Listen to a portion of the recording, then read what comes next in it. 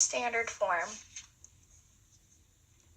we're able to see and work with our general terms here in solving for our first order linear equation. If we take our standard form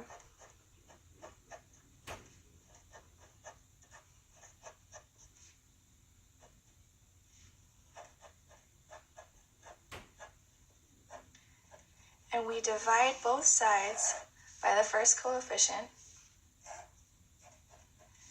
we're able to have a more manageable equation to work with.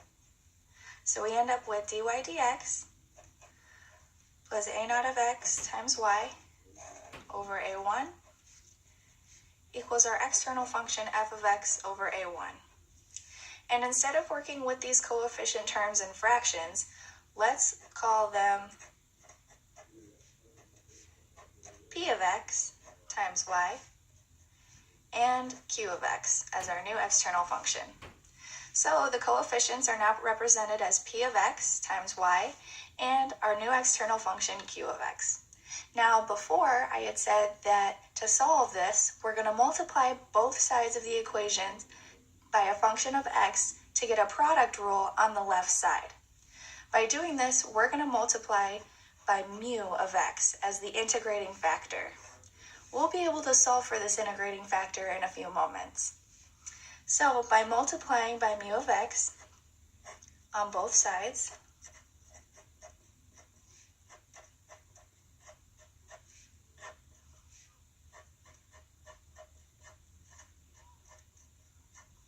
we're able to see a product rule.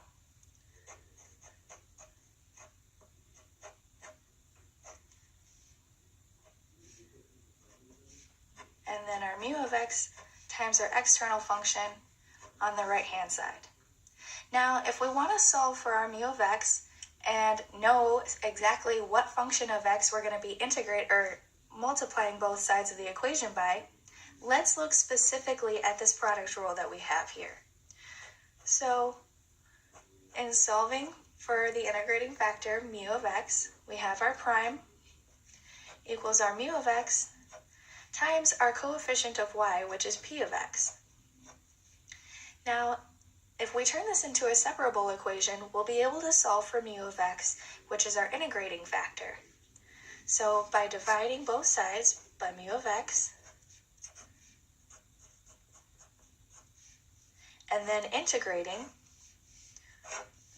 we can see here that we have the integral of du over u is equal to the integral of p of x. When you evaluate the integrals, you get mu as e to the integral of your coefficient p of x dx. Now that we've solved for our integrating factor, let's go back to the rest of the equation.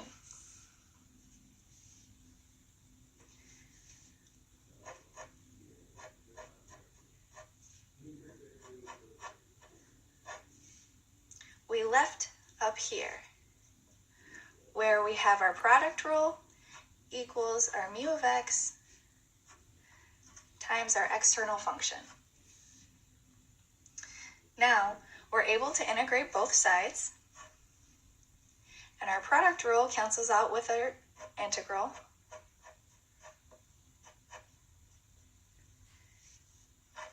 And since we don't exactly have values for these functions, we're just going to have to leave them in our integral and work with them when we isolate y. So in isolating y, we get our integral of mu of x times our external function q of x all over by mu of x to get our general solution form for our first order linear equation. Since this is an indefinite integral, don't forget your c out here unless you have bounds that you're integrating by. Thank you guys for watching so much, and I hope this helped you. First order linear equations can be fun when you know what you're doing, right?